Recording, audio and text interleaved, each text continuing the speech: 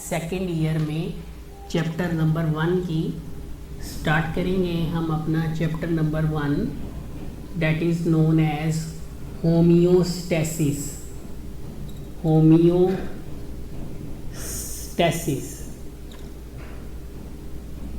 अब ये जो हमें चैप्टर का ये जो टाइटल दिया गया है होमियोस्टैसिस, इसका मतलब हमने सबसे पहले समझना है कि ये जो लफ्ज़ टाइटल की सूरत में दिया गया है, इसका लफ्ज़ी मतलब जो है वो क्या है, आसान मीनिंग जो है वो इसका क्या है। तो अगर हम बात करें होमियो की, यहाँ पर जो लफ्ज़ होमियोस्टैसिस में जो लफ्ज़ होमियो है, होमियो का मतलब होता है सेम। इसके बहुत सारे मीनिंग्स हैं। हम इसको नॉर्मल भी जो है वो ले सकते हैं, नॉर्मल, और स्टैसिस से यहाँ पर मुराद है कंडीशन, कंडीशन, हालत। अब वो कौन सी कंडीशन है? That is internal condition. Body के अंदर की जो कंडीशन होती है उसे हम इंटरनल कंडीशन कहते हैं।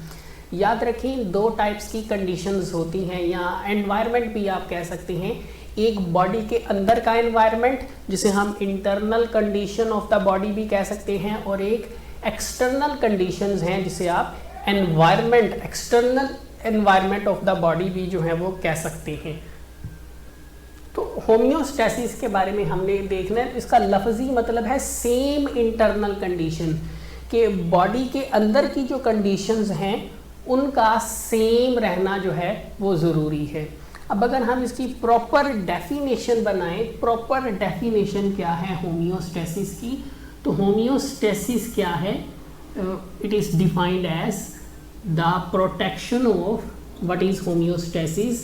The protection of internal environment, the protection of internal environment, ये कंडीशंस भी आप कह सकते हैं, internal body conditions, external environment, from the harms of, from the harms of in external environment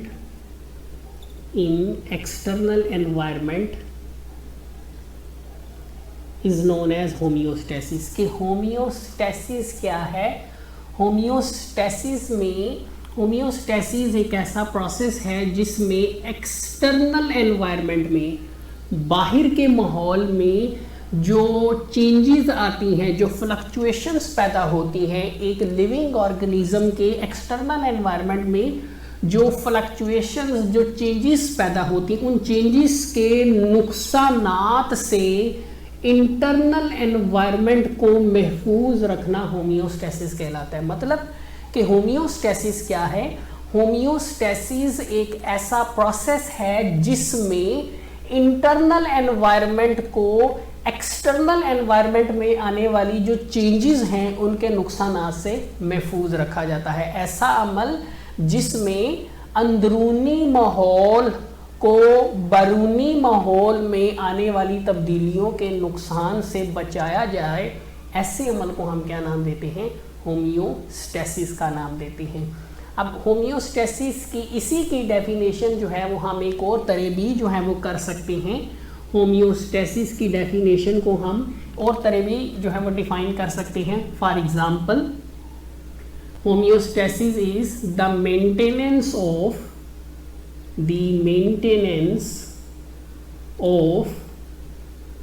internal environment, conditions भी आप कह सकते हैं। The maintenance of internal environment at equilibrium, constant भी कह सकते हैं, सेम भी कह सकते हैं, at equilibrium despite continuous fluctuations, changes लिख लें, चेंजेस इन एक्सटर्नल एनवायरनमेंट। कि होमियोस्टैसिस क्या है? होमियोस्टैसिस एक ऐसा प्रोसेस है जिसमें इंटरनल एनवायरनमेंट जो है उसको क्या रखा जाता है? एक नॉर्मल लेवल पर, इक्विलिब्रियम पर उसको बरकरार रखा जाता है, चाहे बाहर के एनवायरनमेंट में जो मर्जी चेंजेस आती रहे। उसे हम होम्योस्टेसिस कहते हैं कि होम्योस्टेसिस एक ऐसा प्रोसेस है जिसमें बॉडी का जो इंटरनल एनवायरनमेंट है उसको एक खास लेवल पर, इक्विलिब्रियम पर बरकरार रखा जाता है, चाहे बाहर के एनवायरनमेंट में मसलसल चेंजेस आती रहे, लेकिन इंटरनल एनवायरनमेंट जो है वो एक खास पोजीशन तक ही जो है वो महदूद रहता है। इसकी अगर हम एग्जांपल्स का जिक्र करते चलें, फॉर एग्जांपल्स जैसे अगर हम बात करें, फॉर एग्जांपल अगर हम बात करें, जैसे बॉडी का जो टेम्परेचर है वो हमेशा 37 डिग्री सेंटीग्रेड रहता है। हमारी बॉडी का जो टेम्परेचर है, इंटरनल टेम्परेचर, वो 37 डिग्री सेंटीग्रेड रहता है। जबकि अगर हम बाहर के एनवायरनमेंट की बात करें तो दिन के वक्त टेम्परेचर कुछ और होता है, दोपहर के वक्त टेम्परेचर कुछ और होता है, शाम के वक्त टेम्परेचर कुछ और होता है। लेकिन सुबह दोपहर शाम हमारी बॉडी का टेम्परेचर जो है वो 37 तक ही जो है वो बरकरार रहता है। वो किसकी वजह से है? होम्योस्टेसिस की वजह से है। और अब क्वेश्चन यहाँ पर ये है कि बॉडी की इंटरनल कंडीशंस को मेंटेन रखना क्यों ज़रूरी है। यहाँ पर ये बात हमने याद रखनी है, ऑर्गेनिज्म तब तक सरवाइव करेगा जब तक उसकी बॉडी के अंदर की कंडीशंस जो हैं वो बहुत मेंटेन रहेंगी। और वो मेंटेन किसके ज़रिए रखी जाएंगी? होम्योस्टेसिस प्रोसेस के ज़रिए रखी जाएंगी। लिहाजा हम कह सकते हैं कि जो होम्योस्टेसिस है, कि ये जो प्रोसेस है homeostasis, it is the central requirement. लिहाजा हम कह सकते हैं कि जो होम्योस्टेसिस है ये क्या है? It is the central requirement, it is the central requirement for survival of organism, कि किसी भी ऑर्गेनिज्म के सरवाइव करने के लिए जो सबसे अहम चीज़ है, जो मरकज़ी चीज़ है, वो क्या है? That is homeostasis. तो होम्योस्टेसिस जो है ये क्या है? It is the central requirement for survival of an organism. अब देखना ये है कि बॉडी के अंदर ये जो इंटरनल एनवायरनमेंट, बॉडी के अंदर वो कौन सी ऐसी कंडीशंस हैं जिनको मेंटेन रखना जो है वो ज़रूरी है। अब बहुत सारी चीज़ें हैं जिसमें फॉर एग्जांपल वाटर है, बॉडी के अंदर वाटर का एक ख़ास लेवल होना चाहिए, बॉडी में टेम्परेचर का एक ख़ास लेवल होना चाहिए, बॉडी में साल्ट्स का एक ख़ास लेवल होना चाहिए। इसी तरह बॉडी के अंदर जो मुख्तलिफ वेस्ट मटेरियल्स बॉडी के अंदर जो प्रोड्यूस होते हैं उनका एक ख़ास लेवल होना चाहिए, जो कि नॉर्मली जो है वो ज़ीरो होता है। तो इन चीज़ों को जो है वो बॉडी के अंदर मेंटेन रखना बहुत ज़रूरी है। तो होम्योस्टेसिस बॉडी में बहुत सारी चीज़ों की जाती है, बहुत सारी चीज़ें ऐसी हैं जिनको मेंटेन रखा जाता है, लेकिन चंद चीज़ें ऐसी हैं जो बहुत ही ज़्यादा जो है वो कंपल्सरी हैं, जिनका बॉडी में मेंटेन रहना बहुत ज़रूरी है। वो कौन कौन सी? उसमें वाटर हैं, साल्ट्स हैं, इसके अलावा टेम्परेचर है। अब इन चीज़ों को डील करने के लिए फिर बॉडी में होम्योस्टेसिस भी जो है वो कई टाइप्स में मौजूद है, कई टाइप्स की होम्योस्टेसिस बॉडी के अंदर मौजूद है। फॉर एग्जांपल जैसे अगर हम बात करें ओस्मो रेगुलेशन की, ओस्मो रेगुलेशन क्या है? ये एक तरह की होम्योस्टेसिस ही है। ओस्मो रेगुलेशन ये एक तरह की होम्योस्टेसिस ही है। इसी तरह अगर हम होम्योस्टेसिस की एक दूसरी एग्जांपल लें या एक दूसरी टाइप का हम जिक्र करें तो एक और टाइप जो है that is thermo regulation. Thermo regulation जो है ये भी होम्योस्टेसिस ही की एक सूरत है। इसी तरह अगर हम बात करते चलें तो एक और टाइप है, थर्ड टाइप की अगर हम बात करें डेट इज़ एक्सक्रीशन। एक्सक्रीशन जो है ये भी होम्योस्टेसिस की एक थर्ड जो है वो किस्म है। अब इनका मतलब क्या है? ये जो टाइप्स हैं होम्योस्टेसिस की, इनकी वजह से बॉडी की कौन सी इंटरनल कंडीशंस को मेंटेन रखा जाएगा। तो आइए इसको हम समझते हैं। ओस्मो की अगर हम बात करें तो लफ्ज़ ओस्मो जो है ये लिया जाता है ओस्मोसिस से लफ्ज़ लिया गया है। और जब हम ओस्मोसिस की बात करते हैं तो उसमें हमारे पास दो चीज़ों का जिक्र आता है, सॉल्यूट्स प्लस वाटर। और दूसरा जो लफ्ज़ यहाँ पर इस्तेमाल किया गया है डेट इज़ रेगुलेशन। अब रेगुलेशन जो है ये लफ्ज़ रेगुलेटर से लिया गया है। ठीक, रेगुलेटर, किसी चीज़ को रेगुलेट करना, या एक मज़ीद आसान मीनिंग अगर हम बना दें, डैट इज़ एडजस्टमेंट, किसी चीज़ को एडजस्ट करना। कि जैसे फॉर एग्जांपल फ़ैन है, फ़ैन का रेगुलेटर है, अब उस रेगुलेटर की मदद से हम फ़ैन की स्पीड को बढ़ा भी सकते हैं, एडजस्ट कर सकते हैं हम अपनी मर्ज़ी के मुताबिक, और उसी रेगुलेटर की मदद से हम फ़ैन की स्पीड को कम करके अपनी मर्ज़ी के मुताबिक जो है वो एडजस्ट कर सकते हैं। बिल्कुल यही काम जो है वो बॉडी में ऑस्मो रेगुलेशन की सूरत में होता है। तो ऑस्मो रेगुलेशन क्या है? What is osmo regulation? The osmo regulation is the maintenance, what is osmo regulation? The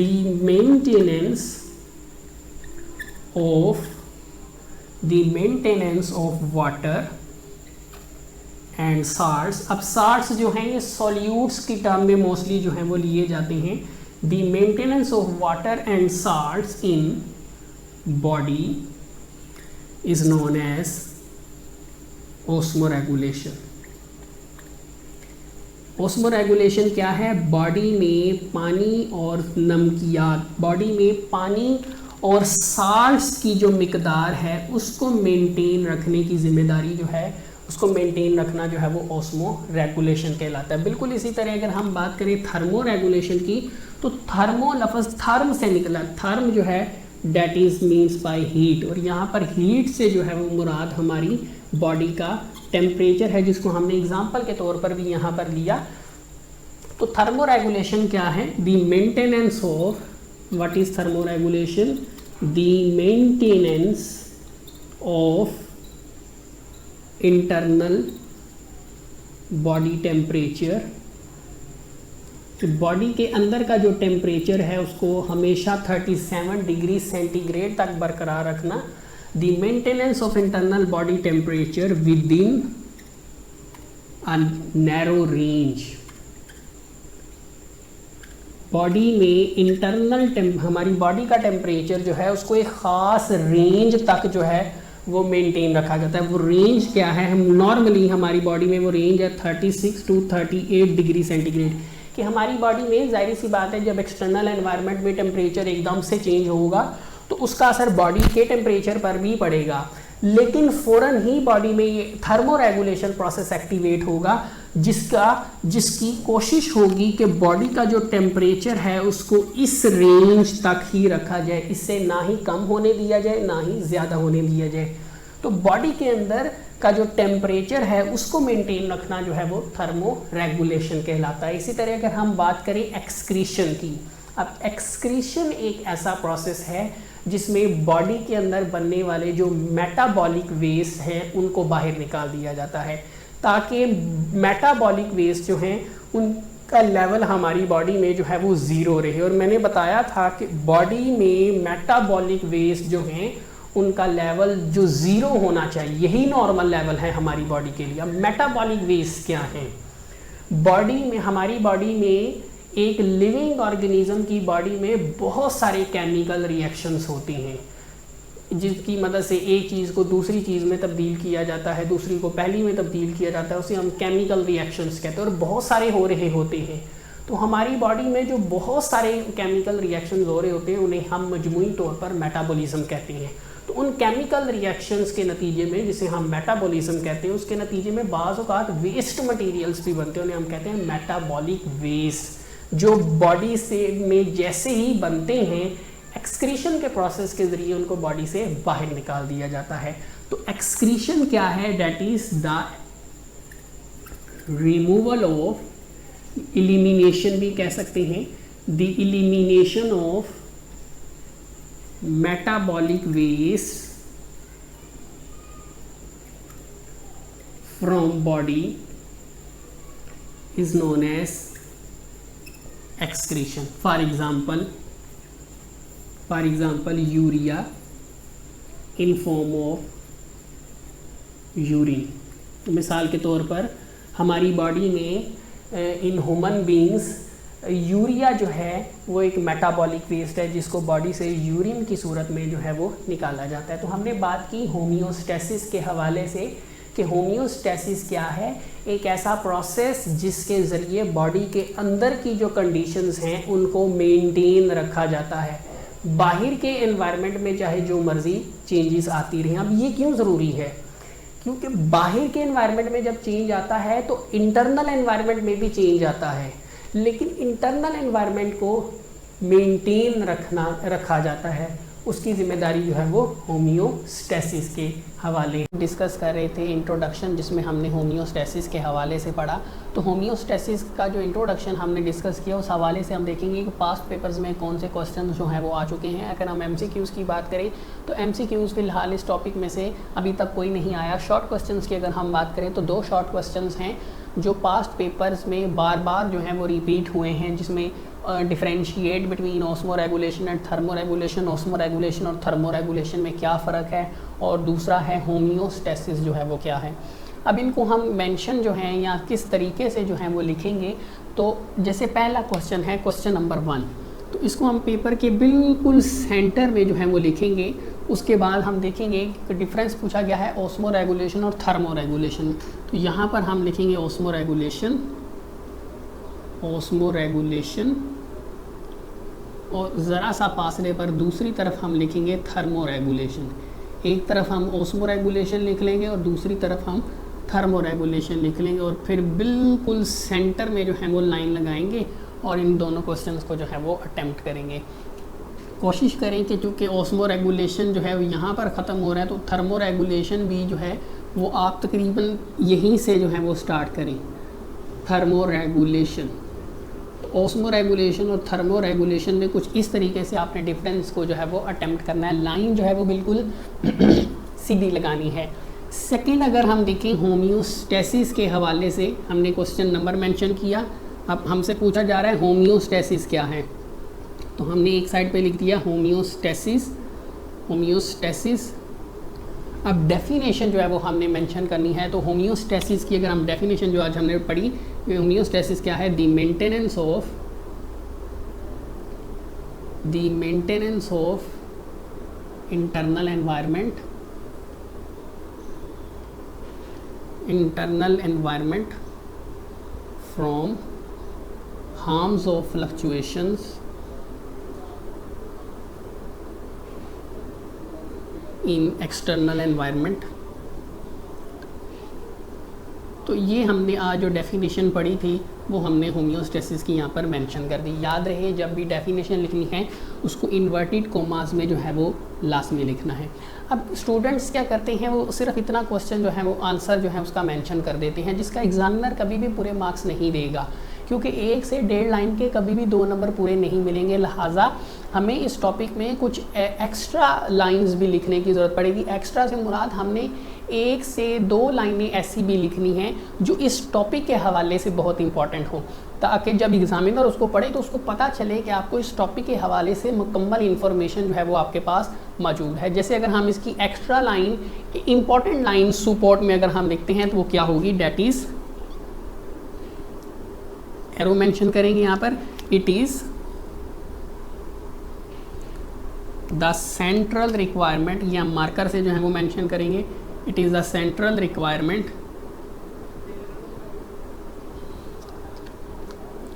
for survival of